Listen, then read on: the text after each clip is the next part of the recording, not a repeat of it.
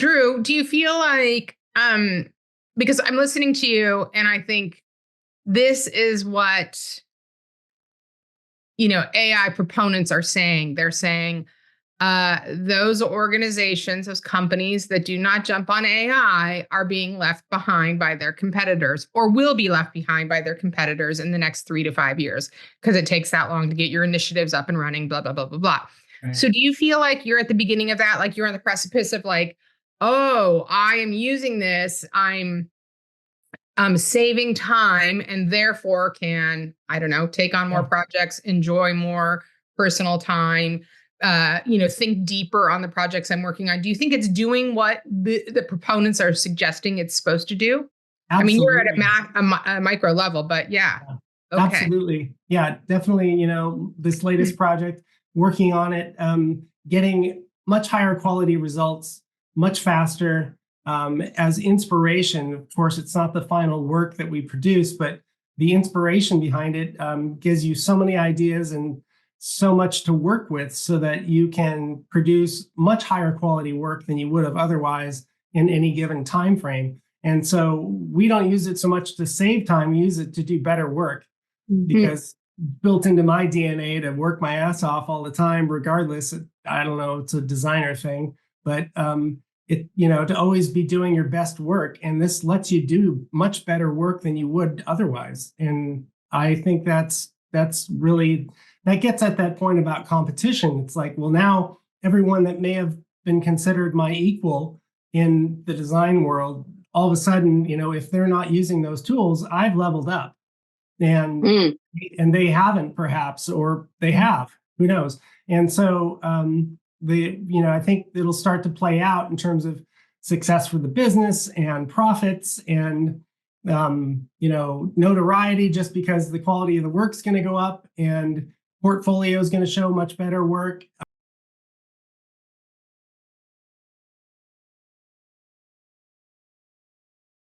And also, too, this starts to bring out that conversation of, when you show the work, do you, indicate, yes, this work was created with AI?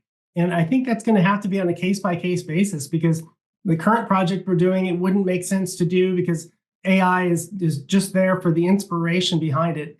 And I was talking earlier about how illustrators from the dawn of time have used, what we would call stock. And stock are images that you go out and find. This is way before stock photography, but it used to be based on magazines, and you'd go find images that you would, find inspiration for how to draw particular elements. And all of that would come together so that you could create an original piece that is based in, reality, and the illustration would be based in reality and have all these great, very particular references. And that's just evolved now, so that AI is creating all of those reference points, but they're doing it with so much more detail and so much more accuracy. And along the way, they're offering up other things that you may not have thought about. Elements have come through because, the way AI is now for image generation, you ask for one thing, you're going to get 5 other things you hadn't thought about, because it's just so random at times. And that random information can actually be a piece of inspiration. So that would fit with the creative process for sure. Just having more variables that you're looking at. Question I had, Drew, in terms of any IP that it would pull. I mean, what's your overall risk profile on that? I mean, how are you looking at that, or how are you thinking about that, both for you and your client? Yeah, with logo design specifically, there are so very many logos out there that look like another logo. And that is the big topic for logo design, is in terms of the legal side of things. The short on that is, if your logo is not in the same industry as the other logo, don't worry about it. That's the short on the legal. But in terms of AI and what it's creating, oftentimes it's creating information in images based on what it can find everywhere. So it's very big responsibility on our part to go back and take what we've gotten from AI, and we always customize that, of course, but to be able to take that and then do a reverse image search using Google to be able to find out, well, okay, well, now that I've created this thing, what other images are showing up that are going to be very similar to that? And getting a real strong sense of what's happening there. And if there's any red flags, like the company that's in the similar space that has a similar logo, you've got a problem. And that's when you've got to, regroup and look at things in a new way. Yeah, because those are things that don't necessarily crop up right away. You see these challenges, way. I mean, back in the old days, when you were doing it the way you were talking about, I remember a fairly well-known company here that in the sports world that, we just said, okay, fine, we cease and desist. We'll just change the brand, which turned out to be better. But those have a long tail, if you will. Well, and logo design is not what it used to be. It used to be this grand art that took a long time and many, many man hours of creation. And now it's because of the tools that we have and because of AI, especially, it takes so much less time. So budgets have come down for that. The amount of time taken comes down. And as a result, the idea that you can just change it is an easier concept to swallow. And so, that's so that would be another thing, just plan on, hey, if we get a cease and desist, we're just going to say, yes, we give in. Let's go start over. Although I'm absolutely seeing more overlap in terms of logos than I ever have before. Seems like with every project and every research that we do, because we do a lot of research beforehand to see what the other markets are doing and to really understand the competition that we're going up against and to see, all that different overlap. And we're seeing so much more overlap than we ever have. And we're seeing overlap happening with one industry and realizing, okay, there's a lot of acceptance happening here. There's a lot of companies not doing any suing. They're leaving things, lie the way they are. But it's in those cases, it's easy to come up with solutions because you obviously don't want to go doing those again. The market's saturated with, one type of image for a particular industry. And so it's easy to zig when they zag. Well, I think newer ones too. I think there's been a diminishment of brands, and I think they have a shorter life cycle potentially than we used to think of. So I think there is more of a, disposable feature to it than there used to be. Well, with PE firms wanting to flip their companies within 4 years to something else, I mean, that's they just throw them away. Their model is acquisition, so they're not going to keep all those brands. They're sustainable. So absolutely. Well, on the other side to this, that the brand design world has really gone away in a lot of ways because of content marketing and the power of social media and what that can do. And people are putting their energy into content marketing and social media marketing because, what you can achieve with those kinds of communications really can dramatically outpace what can be done with brand. That doesn't apply in every situation, but in so many situations, that's what's happening. And so that's another reason why brand is going by the wayside. Well, it leads you to think about, Drew, that, almost you think about, do you develop a style of communication? So whether it's on Instagram or Facebook or wherever, once you see, kind of like Nike ads, they'd come on, they never put their logo out there. You go, yep, that's who that is. Because you just have a look, feel, Yep. Yeah. The brand component outside of the logo design, the brand is such a big part of what's going on with that. And that's very much part of content marketing. Very much about getting that energy out there in the right way and getting your brand ambassadors doing what you need them to do. Well, or your tools. Yeah. Right. Yeah. or your tools now. Yeah.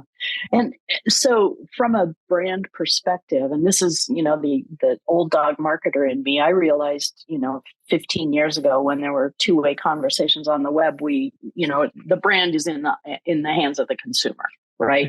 People were playing with the Apple logo. They were playing with, the Nike swoosh, et cetera, et cetera. And that was, quite liberating for back in the day, people who like to tinker, right, with other things. And so to that end, the brand became, because it was in the hands of the consumer, it became, usually a brand, in my experience, has led with an image of sorts.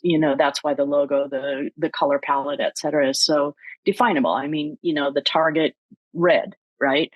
You recognize that right away. But what's really interesting to me once the brand got into the hands of consumers is that it was much more important to be able to uphold your brand in terms of the voice, the tone, the words you would say, the words you wouldn't say, Right. and those kinds of things. And so the brand, I don't think it's going away as much as I think it's becoming way more complex if you want to stick with it, right?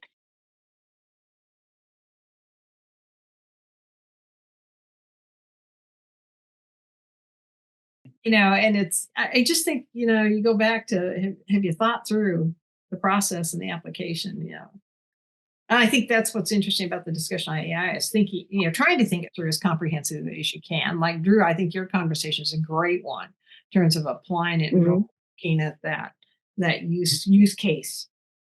Yeah.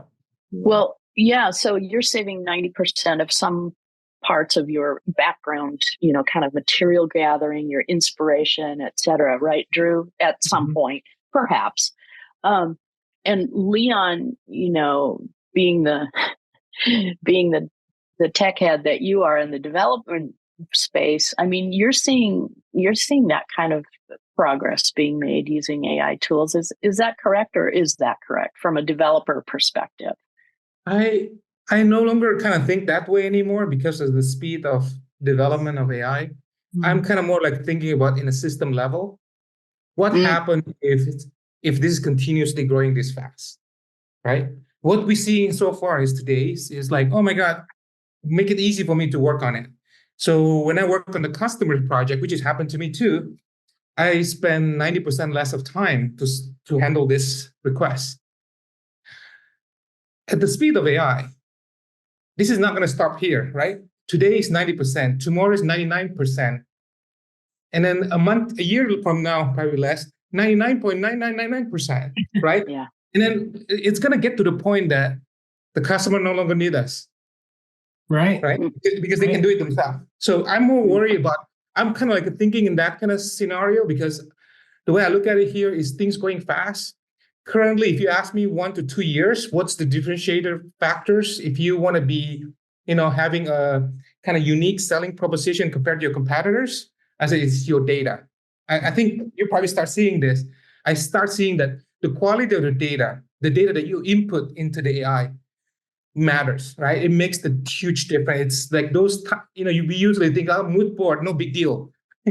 Nowadays, mood board that's the 10% that makes the difference, right? That's the data. Yeah, that's the data. That's the data. And the tools right now is available for everybody. It's not just you. There's nobody going to be behind the curve, because literally you pay $20. If you don't have a data, we're in the same level. Yeah, that's kind of my aha moment. Hey, and that's kind of when I look at my engineering works, it's like, number one is that everybody's going to be super, super smart. The only difference is the data that we collect. Even then, at the speed of this innovation, AI will figure out the data itself. I think you're sending out those, I call it Twitter-esque article from this Estonia guy. And he was talking about this, I hate Excel, but toward the end, he was like, man, Excel is cool. And that's kind of what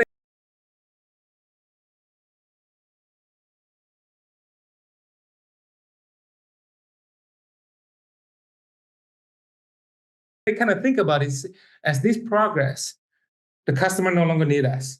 The customer going to do it themselves. That's my kind of like my thinking process. We can slow down this transition by having the quality of our data.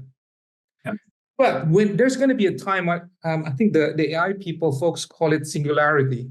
When everything goes so fast, it's like everybody has no job. It's like the computer going to take care of itself.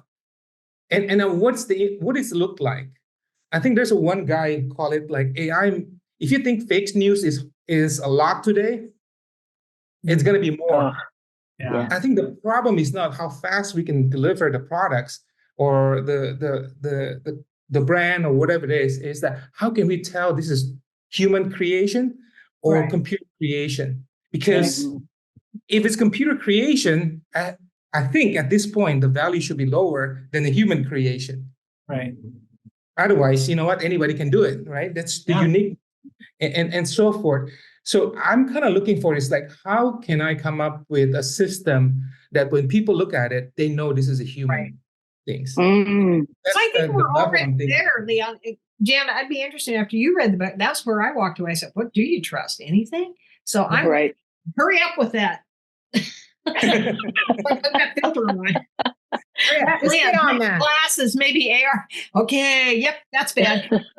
It's you know, whoever control the data gonna control the future, the speed of innovation. But at the same time, I think we need another system to police the truth seeker, because it used to be human is the truth. I used to know that when I see a video, I say, that's, you know, somebody make it up.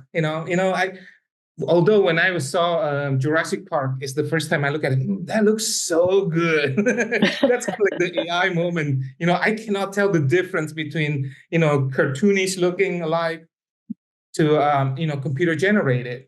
And nowadays we're getting to the part right now. I play a game. Oh no, even that. You know, my daughter bought this. You know, start playing around with the Apple virtual reality, and Oh. sometimes, you know, she has this TikTok and then her hand is like this. I was like, man, we don't even have a reality no more. It's not like Mhm. it's like starting to really kind of get it away. So I looking into it, we need another system that kind of I call it become the truth engine. We have an AI engine. We need a truth engine that help us to tell us if somebody tried to fool us, or is this computer generated? Is this real? That's kind of my research right now. Is like, how can I create another machine that kind of what they call uh it adversarial network.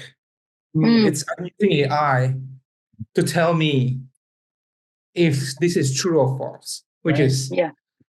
kind of like my thought. I know I'm a little bit off the edge. No, you're not, Leon, because I just read an article yesterday about how you can prompt any of the AI, the large language generative models like ChatGPT to lie or not to lie. There are actual prompts, and there's something like, you know, is it possible for a blobfish to be able to do blah blah blah? And I mean, literally those kinds of examples. I'll dig it up and share it with this team. It was stunning that you can, you know, tip things over and test how AI is telling the truth or not.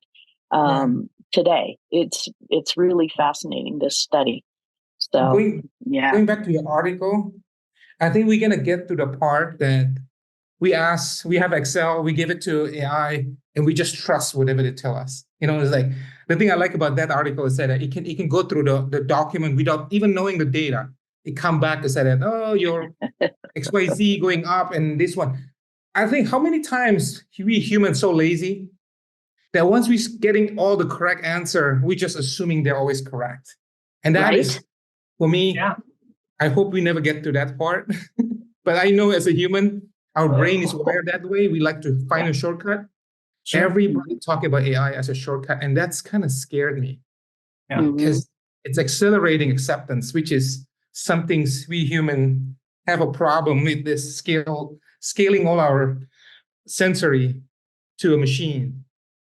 Yeah, You know? the scaling issue, I call it. That was the Facebook, Meta, I mean, that was it. They wanted to scale for profit. Yep. Mhm. Eyeballs, time on site. Yeah, time on Truly. site. Mhm. Time Yeah, on site. That is so nothing compared to what's coming up. Yeah. I mean, you're looking at, that's why I say you got to hurry up, Leon, because I feel like, come on, Leon. Oh, okay. Promise not sleeping 24 hours continuously. I can tell you that we're gonna go through what they call some kind of like a watermark technology, where we can you know, start like every single content that we have should be should be some kind of a anyway. It has to be cryptographic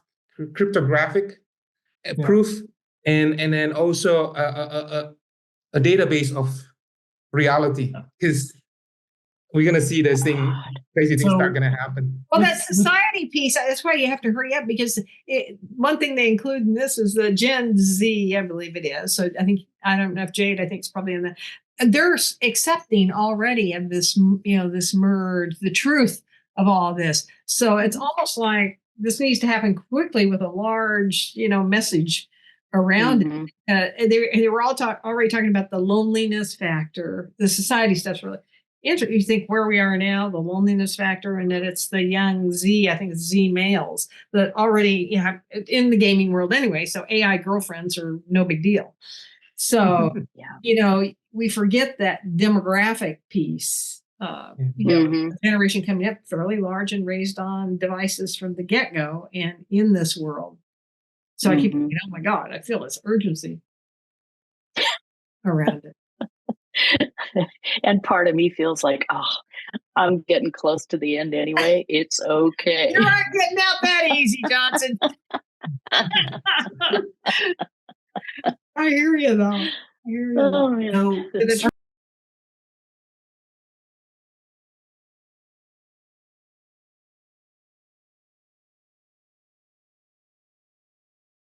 Circling back, even get on. Circling back a little bit to the idea of images and the giving the power to everyone. Everyone's going to have the ability to create a logo and create a brand, and it'll be so much easier for them to do that. What value do I bring? And the biggest value I've always brought is not so much the logo; it's the sounding board and the strategy person that is able to take all of their business plans and all of their ideas as to what they think they need, and to really work those against all of the research that I can do that is able to say, there's a opportunity here, there is a strategy here. And of course, there's always going to be advancements in AI that might even replace that. But the idea that that they can work with me, whether they end up using a logo design tool that doesn't involve me or not, that strategy component's always a big part of it. Yeah. Well, it's your big human brain. That's the added value. And I think that's where, Leon's trying to systematize the big human brain of ethics and truth and transparency and trust, right? Business model challenge is the same one always been. Will clients perceive that value, be willing to pay you adequately without, I'll call the production end of it, manufacturing, if you will, behind it. I mean, that's been an agency struggle for a long time in the old, context. So I think that, there's a commodification going on. Yeah.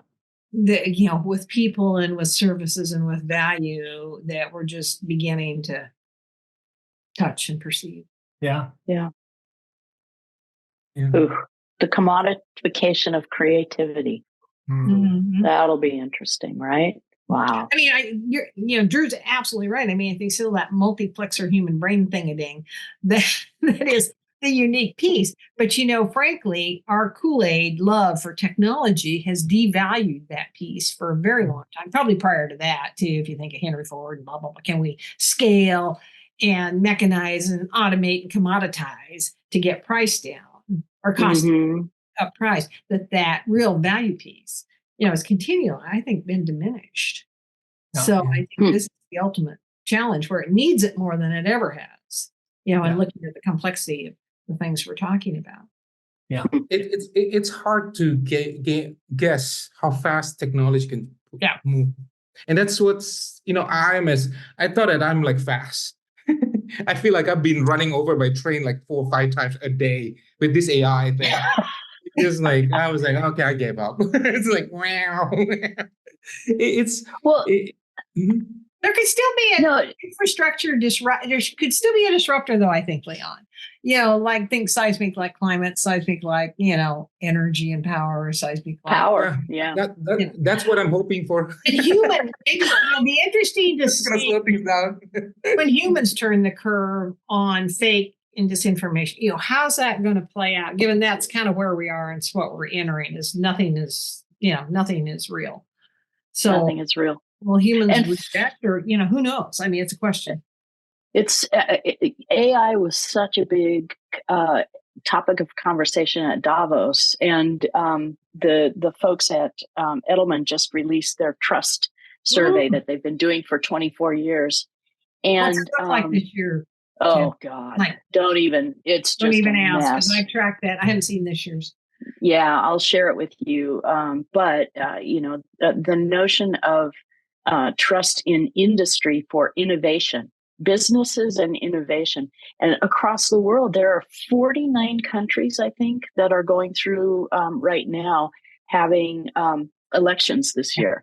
Yeah. And the authoritarian movement and people who are looking, we're afraid of innovation in the hands of government. We're afraid of innovation in the hands of learning from press, NGOs. The people are trusting right now are businesses. And that gives me pause because the same businesses that crafted social media and, ruined trust and transparency, and they're here right now and leading the way here. And it's just scary as hell. And they haven't been able to put any, throttle on it. No guidelines. Nope. Yeah. Well, and I was thinking, Jay, we were talking about, a few emails we exchanged. I mean, I think the power of, a collaborative like us continuing to talk about it for sanity purposes, I think actually becomes really important. I mean, isolation in this context is probably the worst thing that can happen without, open dialogue and questioning and discussion. I was just thinking about that after you and I had exchanged it. Welcome to our self-help group. Yeah. Thank you, Drew. Digital therapy. There's no medical care, so we may as well create our own, right? Right. Oh, yeah. Yeah. So we don't all go off and commit harikari. It's on our radar to watch the movie Idiocracy again because they have healthcare that's all taken care of by AI. So if you have a problem, you walk up to the box and it asks you questions and you press the button. And if your problem is not in there, then you just pick the closest thing and you go into a room. The robot takes care of you. The vending machine approach. Yeah. Oh, Drew, that's great. Also a really great opportunity for organizations to see, because I think people are like, organizations are not thinking how much the idea of stepping into AI is A, required, but B, all that it encompasses, right? We talk about it all the time, but I don't think they realize how much of it is going to be strategy and alignment and commitment. Yeah. Mm-hmm.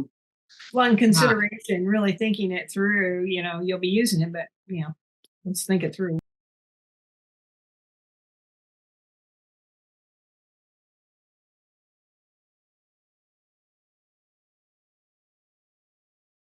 Well, and really, how is it going to, support your business? That's right. To make you agile and, have the stronger competitive advantage. It might the value question, really, Trish, asking that question, where does this create value that is perceived by your customers?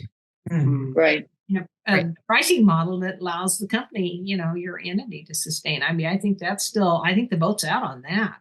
I mean, that's why I think your use case is interesting, Drew, to track that along, because you got live customer, you're deploying it, you're conscious about what you're deploying, what's that business model? How's that change your prior business model? What's the new one like? And I think, they're talking about the efficiencies, but then you have to there's cost to those efficiencies, right? Because you were just talking about, things that you do, to ask the questions yourself. So it's kind of like almost in the use case, kind of tracking that side versus the efficiency and the additional activity, trying to kind of, map out, what's a plus, what's a minus in the expense additive value creation versus cost creation versus what the customer perceives too. Yeah.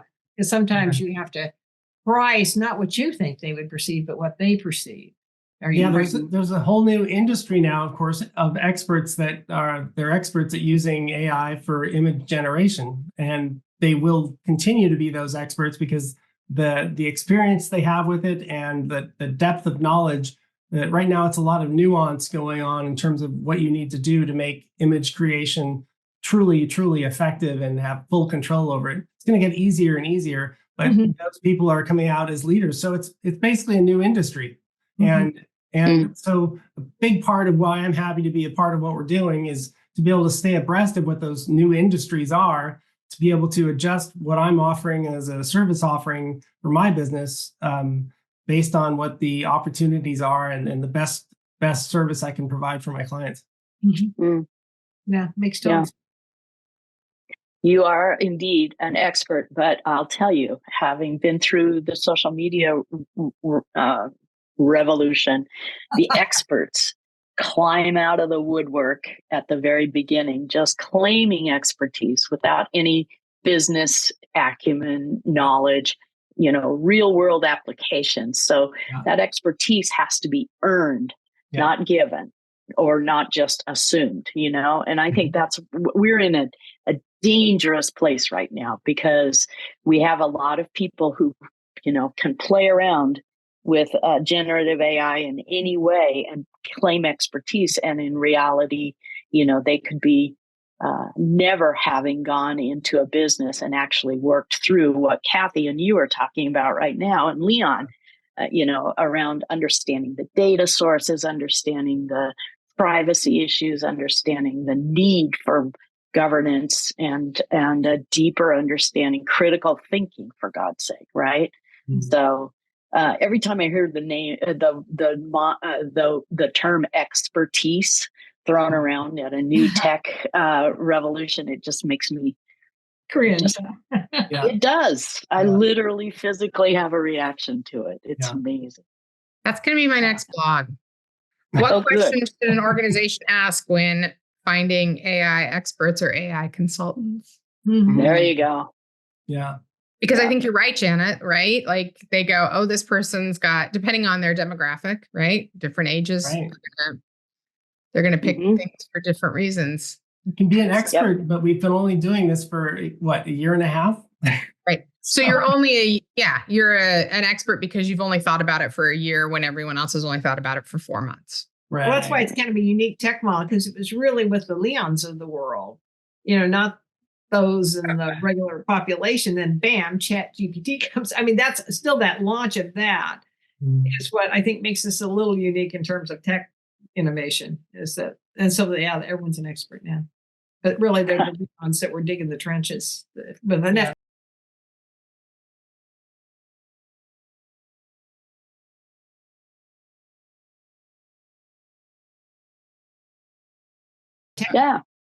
I think if we define expert, we always think about, when I, try to imagine, definition of expert is people who already went through this thing, 20 years. That's always right. Years of experience, seen everything. What I think in the future is going to be expert is a machine that have access to all of the data in the world. I mean, this is why ChatGPT limited only to, I forgot what it is, a couple of years ago, right? They limit the amount of information. And by the way, the one that they're scanning right now is only public information. I think you're going to, it's a private information. There is something that you don't even want to, you kind of treat this thing like your family loom that you don't even want to share, right? And that's kind of like, we are just sitting in the top of the iceberg right now. And if I have to kind of looking at this thing at the system level, right? The difference, human, and when you look at the expertise that we think about as a person, behind that person, there's a machine. When you peel over the machine, behind that machine, there's a data. I think you're going to start seeing me, what I'm talking about. It's all about data and how big is your data, what the quality of the data. You want to know Kung Fu? As long as I have access all the Shaolin Temple document, right? You have a machine in 2 days, and this is what happened when the AI machine was trained on top of the Go. I don't know if you ever go to PBS. There's a story about the machine AlphaGo, which is the AI machine, and then they literally have a machine and they give them the rules, and in the first 2 hours it's still not that smart. 2 weeks start beat up all the grandmaster, and then in like 1 month nobody can beat them anymore. And that's kind of what I'm thinking about. It's when you start peeling everything around, expert is equal to data. And whoever has the most data, the most complete data, win this game. And Leon, this new Google AI engine launch. So what are they extracting from us on that they haven't been? At first, they take human data. And then what they do is they're creating a bunch of adversarial network, they call it, like another computer compete with this. Basically, it takes a lot of machine and it creates multiple AI system, and in this AI system battle each other. And whoever comes the top is the winner. And that's when they start finding all of this advance on AI. Its ability for the machine is basically battle it out like on a natural selection level. So it's not even human data anymore. They use this, like bunch of machine and battle it. And that's kind of like the direction currently we are going after. It's they call the adversarial networks, AI. And then this is, if we go in this direction, what I can see in the future is that when I'm fighting with you or I'm competing with you, is competing my AI, competing with your AI. Right now, we only have one system, right? Open ChatGPT. But in the future, you want to guard your data and you don't want anybody to see it, especially the AI, your enemy AI system, because as soon as it can scan it, figure it out, you're doomed. And they can recreate clone of you, battle test it, and fight against you. And that's kind of what I'm seeing, like the progression we are currently right now going. We're currently limited by data, but as even the progress goes, they start figuring out a way for not needing the data.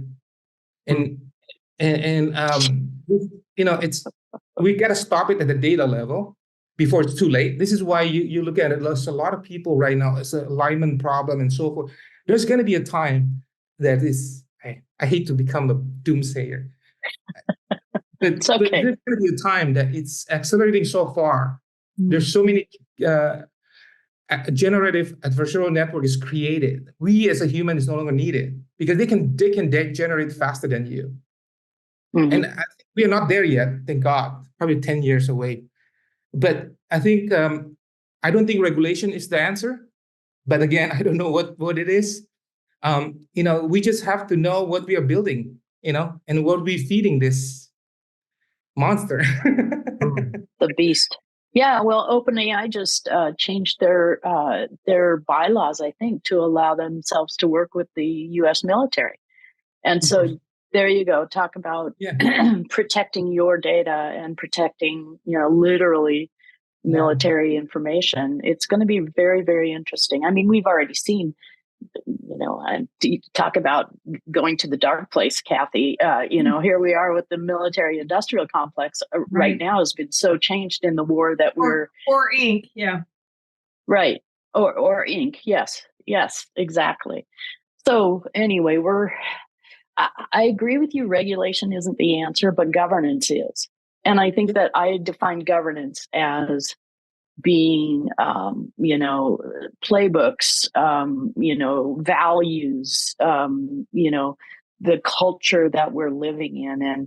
And that's where I worry that people aren't even beginning. I mean, we're such early days. There are a few people who are thinking about this, the notion of, they're thinking about regulations, but that's going to be forever. And governance is slow. Yeah, it's too slow. It's way too slow. Oh my God. You can't make a decision anyway. So can you imagine?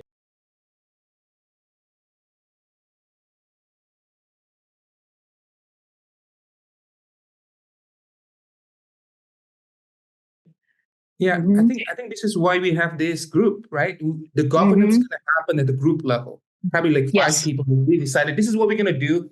We're gonna well protect our privacy, right? And we come up with a law, but it has to happen at the grassroots level. Because if you do it Yeah. at the government level, city level, it's just too slow. Yep. And Yep. then it has to be encryption. It has to be, we are just at the beginning. AI just opened up everything, and I'm started seeing, like when you start seeing when COVID hit, we start coming up with ideas. Hey, let's don't put our supply chain in one place. How about that? Number one, and so forth. I think we're gonna start going after this idea. Is that let's not put everything into one single basket. We call it OpenAI or ChatGPT. We've got to start thinking here before it's too late, because I just saw Microsoft has a new. Leon, it's direct versus representative. I've been studying democracy. Yes. I figured this at the time. Really, the first experiment with that in the recent history was, Wall Street. What was that called? The movement on Wall Street. And The 1%. The 1%. You can talk about, we have representative democracy. If you go back and look at what the founders did, they wanted the aristocrats to control. So you think about how that's structured. It's the white boys with land on top, and then there's the executive, the king, and then the plebes are represented by the House of Representatives, if you will. But it's a representative form where an oligarch can control, which is kind of we're looking at it. Direct democracy, which if you look into history, the Romans, it is direct. I mean, the people create their, like Leon said, you have groups and everyone has a voice and you come to consensus and you move forward, but it comes from the total roots up instead of the power elite, the vested power elite down. And I think, it's hard for us to think about, U.S. democracy. Most people probably wouldn't think about it. It's really helped me clarify my thinking even after all this. It's like, okay, I get it now. What we call democracy isn't democracy. And of course, it's a republic. Yeah, it's a republic. Oligarch, really, of the cabal, Wall Street and the power elite who own the money. Yeah. And then that's gotten, with the disparity, because they talk about even way back when the evolution, that the inequality, which of course is only increased, meaning the power is more and more consolidated with that elite class to own all the stuff. So it's been very interesting. Who says you can't learn? That's right. But it really, it's so interesting. I didn't kind of correlate it to thinking about the time, AI, the time we're in. To Leon's statement, has to come from the grassroots. Because so go back to the chaos machine. Think about the money incentive. I mean, billions just around whether they could turn it off in terms of, driving these videos to children, of children images to perverts. They could just shut it off. I mean, click. No, because that would be 60 billion in a day, or that kind of. No, the money incentives are too great. Well, and the technology that powers these recommendation engines that are online already is the same power. It is AI. It has been AI for 20 years, and for 20 years, we've been encouraged to stay online and consume more of like content, or content that you're really interested in, but then suddenly they'll try and push you to another space where it's like the exact opposite. Yeah, come on over here and look at this. This is a really interesting space. Yeah, and that works with our brains. Our human brains are meant that way to do that. So this is just we are at such an inflection point in the world, and I just right? Yeah. Never before.